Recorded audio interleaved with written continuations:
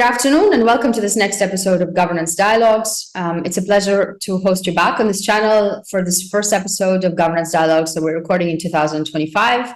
My name is Elisa Cole and I'm the Managing Director of Governance Center, and as always, I'll be your host for today. And for those of us who are joining us on this channel who have been previously watching these episodes, welcome back.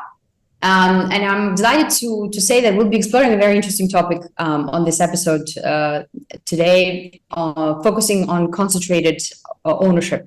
And concentrated ownership, I think, is an issue that's gotten a little bit less attention than it deserves, because we often assume that a typical company is one of dispersed ownership that has multiple shareholders. And in corporate governance theory, that their interests need to be aligned to the interests of the management through various governance mechanisms. And yet the question is it really the case today?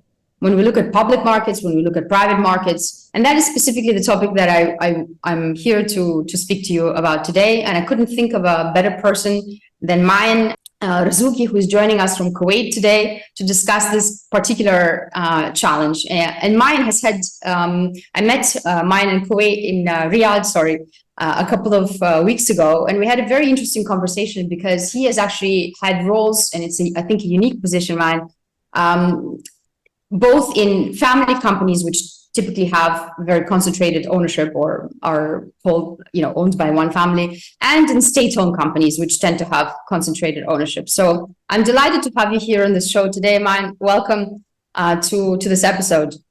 No, first of all, good afternoon, everybody, and thank you very much, Elisa, for the kind invitation. It's always a true pleasure to be around you. You've been very, thoughtful about, considering me here for the first episode of 2025, and the subject itself. I'm very passionate and committed to this subject because I think the maturity that we have within, at least the region when it comes to corporate governance is still lacking, and it needs a lot more time and attention. So I'm happy to contribute as much as I can, and definitely will try to make it fun and engaging. I'm sure. So let us, I'll think perhaps, if you don't mind, just 2 words about the topic to just put some trends out there in perspective and as to why we're talking about this particular issue right now. And maybe say a few words about your background for our listeners have a little bit of background as to your very interesting journey in these different types of companies. So first of all, why we're looking at concentrated ownership. I think that there are a number of trends if we look at markets, and here we're particularly focusing today on public markets, why concentrated ownership has been rising. First of all, I think it also has to do with the listing environment, where we've seen Asian markets taking an important role or important position in global markets in terms of public company issuance, and Asian companies typically have a controlling shareholder. Secondly, I think, and it's been also underlined in much governance literature, is the rise of institutional investors, which in various markets, if we look back as far as 50 years ago, had almost no role. Institutional investors in the United States used to own something like 20% of the capital market about 50 years ago. Now they're at 70. So again, important trend in this regard. And last but not least is of course, and we'll come back to that today, is the partial privatization of companies. So when we look at GCC, when we look at also France, Germany, many other markets all over the world, states have exited and privatized companies, leaving an important residual state-owned shareholding. So as a result of this trend, we've seen kind of a growing rise of concentrated ownership. And again, that's the reason I wanted to discuss this with you. And just for our listeners, Maen has had very interesting roles. He currently has a family company that he runs, so kind of direct hands-on experience in ownership and governance of a large family-owned company in Kuwait, but also across other markets. Also, I know you're serving on a number of boards, and you'll tell us about that in a second. But importantly, you've also led a major state-owned company, which is Kuwait Air, and a company on which I've written much in my OECD days, and we'll come to that also in a second. So I think it's a very unique mix of experience, because usually people individuals gravitate towards certain types of companies. So now that we know that you've done both, and as an executive and a director, and that these companies somehow are perceived as being on opposite sides of the governance spectrum. I would like to maybe start by asking you if you find some common challenges in these types of firms, or are they really worlds apart as most think? Yeah. No, let me take you a bit back to history. And if we go back to the essence of business ownership, it started, you can consider around trading. This was the essence of how businesses were first established, when people went into that journey. So, the traders used to be, either a person or a couple of family members or brothers. So it always stayed within a controlled group. And then you realize that with time, the shift has evolved into expanding it within your trusted circle, if you want it to grow, within certain boundaries. And then, as we are, rightfully said, concentrating our investment portfolios and growth around financial institutions, then this is where they came, because now they came with a different scale of capabilities, not only to help financially, but also to structure these institutions and also ensure that there is a corporate governance in it. So when you go, in my career, obviously, I spent 23 years within a corporate that's very well known when it comes to compliance, structure, and also governance, which is Schlumberger. I remember the first thing they give you when you first join the company, something called the Blue Book. And the Blue Book is basically guidelines, policies, procedures, and a big part of it is built on integrity and compliance. So from day one, you understand that this is your role to ensure that the growth and sustainability of an organization. And now, why is that unique and available in a company like Schlumberger or any of these major Fortune 500 listed companies? It's because the regulators monitor them. And so there is also a push and pull on this. And it's good for business. Now, when you go into state-owned entities, that becomes a bit lacking and misunderstood, because there has not been training. There is no accountability to why governance is good and should be driven and ensure that there is compliance in every single procedure. Not to say that there is an intention of miscompliance, but there is a culture of misunderstanding the value of it, because then sometimes the cost of it could be taken easily by the government. So there is no cost accountability, because you have to understand that governance and compliance is good for business. So when you understand that it's good for business, then it becomes easier for you to understand, what is the financial impact on it and actually drive and control it. So that understanding, maturity, training, impact is not very well governed, in my opinion, and a lot of state-owned companies. Now, when do they shift or make that shift? Is when they decide that, now we want to go public or partially public. So they start thinking, now let me spend more time on it. Now, going into, family-owned businesses, that's probably the bigger challenge, because the challenge bigger than state. Yes, it's a lot bigger than state, because it's about control and it's not about success, and I always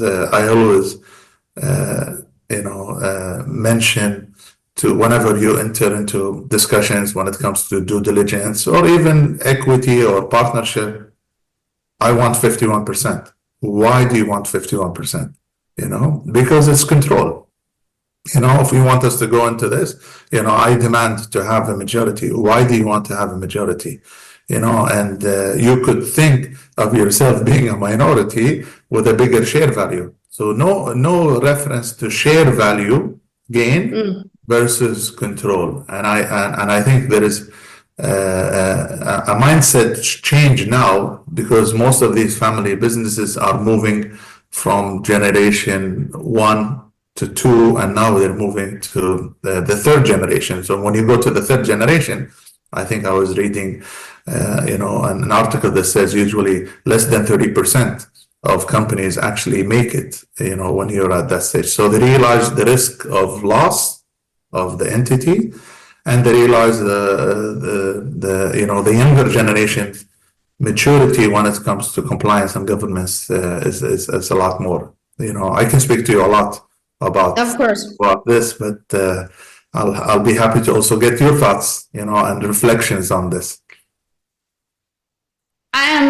I do have quite a number, but in terms of, I think what's interesting when I hear you speak, it's about the drivers, right? So we know, and actually I think it's something that's also somewhat of a missing piece in public markets, even for listed companies in GCC, for example, the supply and demand of governance. So the regulator says, thou shall have 3 independent directors, X number of committees, etc. And so companies comply with that, generally speaking. But in terms of demand for governance, do the institutional investors really ask to see, your related party transactions, your, conflict of interest situations, the specifics, the nuts and bolts? And generally speaking, it's not a full picture yet. So it's interesting that you mentioned the drivers, so the demand side and the family business and the state businesses. So when we think of now evolution of state businesses, there has been a number of kind of additional layers of regulations. When we look at Saudi, you have anti-corruption authority, you have different reporting instruments, and we work, as you know, with many state companies in these jurisdictions. The regulators, obviously, they exist. They're a part of any, obviously, institutional firms in this part of the world. And I think, sitting here in Kuwait, Kuwait has been probably the most mature and one of the oldest regulations, especially the financial regulations with the central banks, and also, with anti-corruption entities. But there is something that drives, some of these governance tasks that's still not here, which is in the West world, is there, which is the whistleblowers. Yes, we had an episode actually with a whistleblower in this episode talking about Wirecard. So whistleblowers don't get, and there is no methods or mature methods of discrete reporting. So, within companies, and this is something that, the maturity of you feeling comfortable to report any because most of the non-compliant activities happen within the organization, and there is somebody who is not comfortable with that act, or somebody who has heard about this. So how do I go about reporting it? So then the authorities will get involved and be aware. There is no tools, and I think there's huge opportunities for such tools to be built, not to create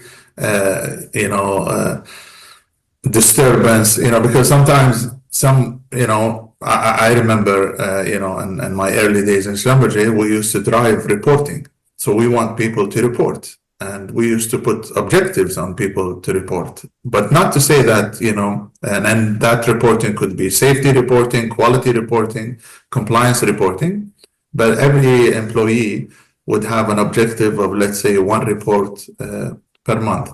Now, sometimes you could see something very simple that has a big impact with you not understanding its financial or legal impact on it, and sometimes you do it just to be a part of the organization. So reporting is not the tools of reporting is not there, and needless to say, also the fact that the maturity in what do I report and how do I report and when do I report is not there. So the mechanism of reporting make it a lot more difficult for regulators to understand some of, conflict of interest, activities that could be happening. And I can tell you, in my days, from moving from Schlumberger to a government-owned entity, the gap is big. A lot of our clients ask us, do we come and report all these related party transactions? If you're a bank, you have, thousands of related party transactions, maybe, or not thousands, but hundreds. And, it needs to be thought through as to how, what gets reported to the board and where do people abstain and where do the whistleblowing actually comes into bring some value in the organization, no? The committees, there is also some missing, I don't want to say missing weight, but missing responsibility on these committees. So when you set the board, there is always a role that the committees have to play in. And my experience outside of the totally private corporate structure, the committees activities and maturity and frequency of engagement is still not there. When you start thinking why it's not there, first of all, in some cases there is time restrictions. So all of a sudden you place the same board member, as you said, into 3-4 other entities or other boards. I am against that a board member of a holding company becomes, a board member or a chairman of other companies, because now he is the chairman of the subsidiary, and then he also appoints himself as a vice chairman of the sub-subsidiary, and all of a sudden within the value chain of him being a board member in the holding company, he's like on 3 or 4 others. And then on top of it, you're asking him to be also a part of committees in these different boards. So it becomes time, and on top of it, he is also on a full-time role, in either a government or a private entity role. So when that happens, it becomes very difficult, and this is the biggest challenge I face now, within the family offices, and we're trying to structure, obviously, boards at a smaller scale, but most importantly, the committees. It becomes very difficult for these committees to be active. So there has to be limitations on once you are on the board of a holding company. In my opinion, you cannot agree or be appointed into a board of subsidiary, because the subsidiary will bring you into another subsidiary, and etc. And snowball effect. It is a big snowball effect. It's a big snowball effect. It's okay. I always say it's okay for the CEO of the holding company to be on the subsidiary board or to chair the subsidiary board as an executive, but for the non-executive board members to start now.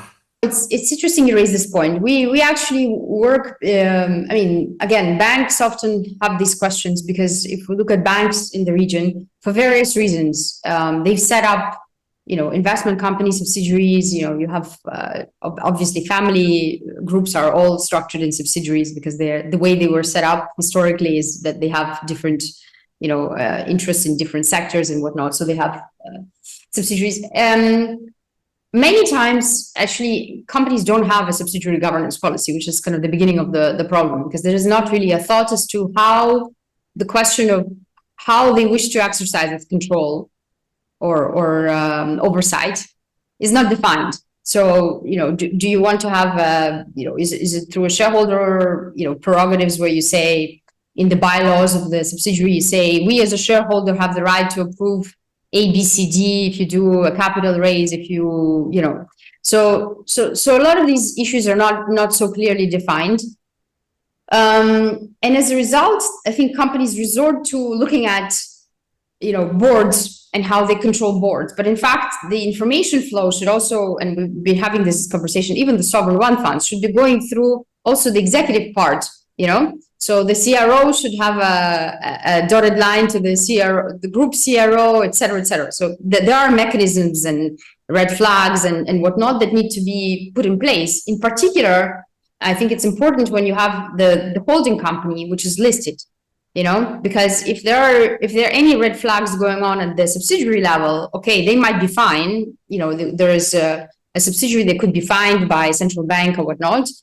But ultimately, it's the parent company share price that will take the hit, right? So it's not just the board; it's other mechanisms. And to your point about who gets to sit, I mean, I think that this it's a kind of a complicated question because it's a fiduciary duty question, right? So if you have fiduciary duty to the holding company and you are sitting on the subsidiary board, you also have the fiduciary duty to the subsidiary board. Now, in theory, if they're aligned 100% of the time, that maybe there is not really a legal, let's say, issue. However, if, maybe it's in the best interest of the subsidiary to, have specific transactions that might not be 100% aligned with the interest of the holding company, of course, there would be a minority of the situation that could happen. Then I think that these questions become a little bit more tricky, No, it's true. But, also, Alisa, you have to remember that most of the publicly trading financial institutions or big companies, including telecommunications, are still majority held by the founding group. Of course, we're back to where we started. So if there is any reporting that happens and it's in the public, it will have little impact on the price. I've seen this. Usually in US or European or Asian market, that has a bigger impact on stock price volatility. But in this part of the world, no, it's not that. It's what impacts the stock price is what dividends are we gonna get as shareholders. Yeah, back to my comment about supply and demand. So what? Yeah. What So you go there. So now you go into understanding. So you tell us, okay, governance is good for business, but governance doesn't impact our stock share value. Dramatically. It could have a slight impact. So how do you make this case valid? And it goes back to global rating. So you have now, your overall global rating, the rating of your own, country of activity, etc. So the sequence of it is not within the public. It's still within a controlled environment.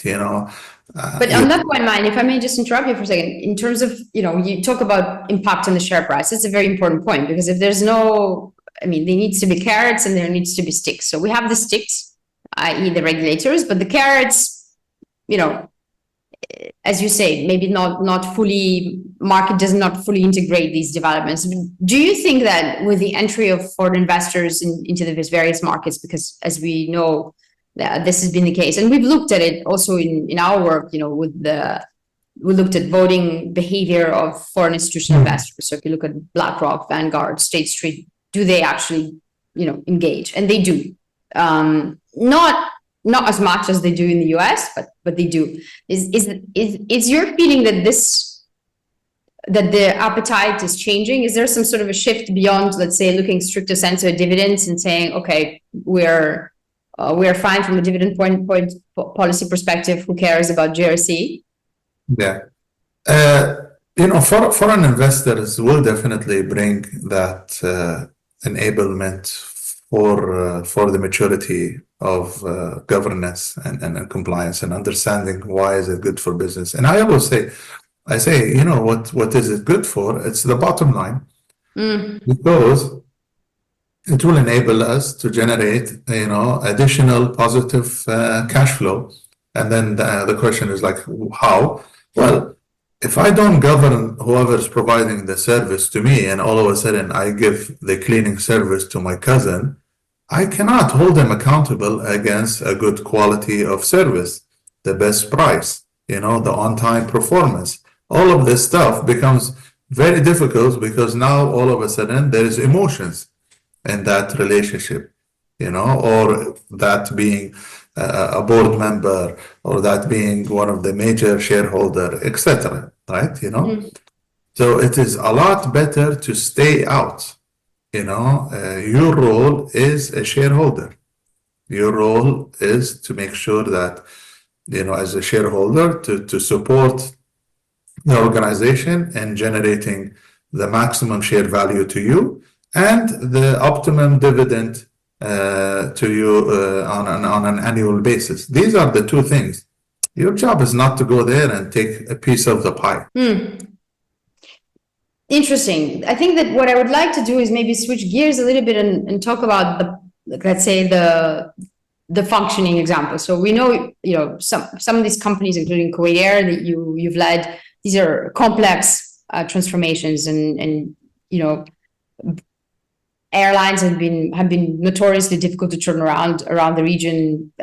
Face family companies also. Some of them have, for various reasons to do with succession and whatnot, some of them have flown high. Others have really basically disintegrated over the years. And I wonder if you can talk to us a little bit about that sort of the positive, the silver lining, the determinations of some of the factors, soft or hard, let's say, that have been kind of important contributors to the ability of these businesses, whether family or state, to compete internationally, to kind of grow up from their national frontiers. Because some of them, as we know, I don't know if you take the obviously it's a very well beat up example, but Emirates has done that. Of course, it was founded as a much younger airline, but maybe you can talk to us about some of these triggers or some of these factors that have contributed to some of these companies actually either undergoing positive governance transformations or actually just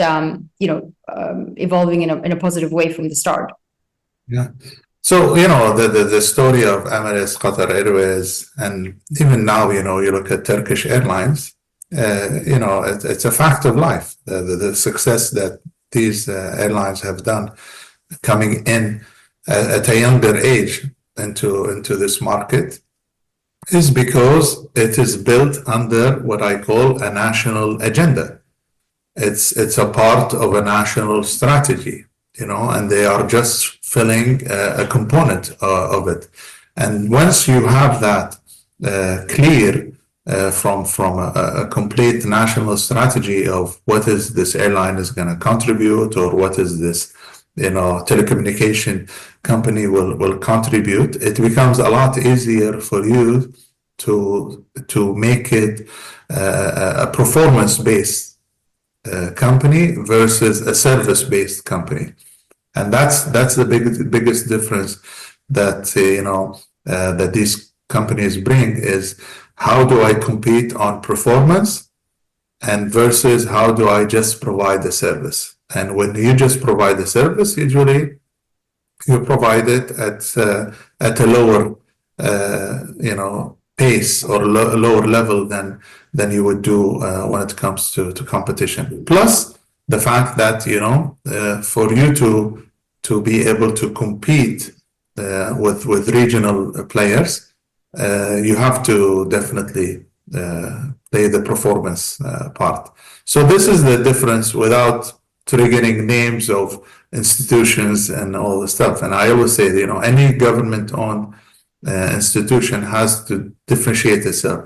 Do I want to compete with myself, or do I want to compete with the world? And if it's the world, then it is Emirates. If it's with myself, then it's others. Interesting. That's a very good statement. Do you want to compete with myself or with the world? And in fact, if we look at national champions, there have been, we just spoke about one, but there have been some examples. But maybe, I don't know what your thoughts are, maybe not as many as some of the governments would aspire, or at least, they're working to have, whether it's in Saudi, in Kuwait, in the Emirates, Qatar. This idea of national champions, is it in your mind wrapped up in, legacy SOE issues and the difficulties of, let's say, turning around these companies? Is it really a generational matter for SOEs? Or are there other factors at play, in terms of, really creating companies that can go beyond and not compete just with themselves? Yeah. I think the need will trigger that. So the question is, do I need to do that? And, the future has to come from diversification. You cannot depend on one source of income for the rest of your life, or whatever remaining in life. So the need to diversify, the need to compete, the need to globalize, the need to be open drives creativity, in my opinion. So in some countries, or in some governments, it's a must, and others it's still a privilege, and few, it's none. I don't need to do this, and there is resistance to change, and the change is here. So if you want to resist change, you're only gonna, I think, decimate yourself with time. So the time of the essence. You need to change, you need to transform, you need to compete, and you need to be open. And that's across all activities, either of government or even private held institutions. Okay, Maen, if I might ask you, just we're in the interest of time, just one last question around, again, going between family and state-owned businesses. What are some of the lessons learned, or some of the key, let's say, parameters that when introduced, let's say, a majority independent board, or independent directors being able to meet separately from the executives, or whatever other, let's say, mechanism that you've seen put in place that really make a huge difference, not sort of incremental difference of, minor impact, but a major difference from an organization, whether it's family or state-controlled company, going from,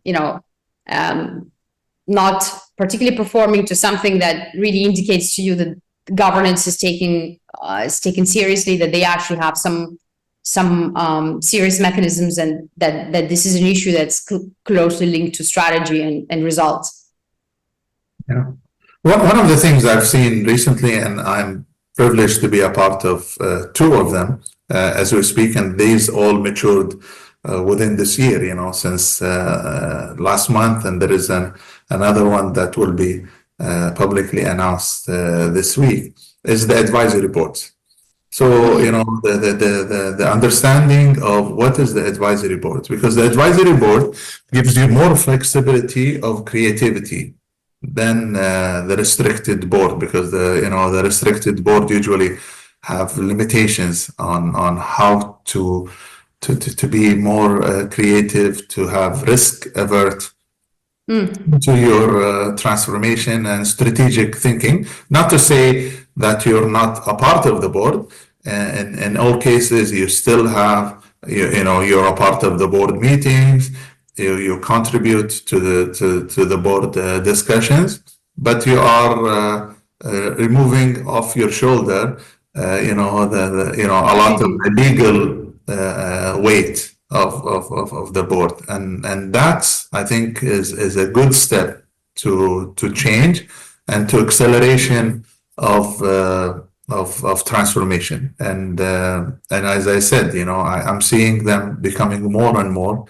And they are of high caliber, not necessarily, there is no gap between the caliber of the board members and the advisory board members. And in some cases, that you could actually have a better capabilities of selection in the advisory board than you are within the board team, And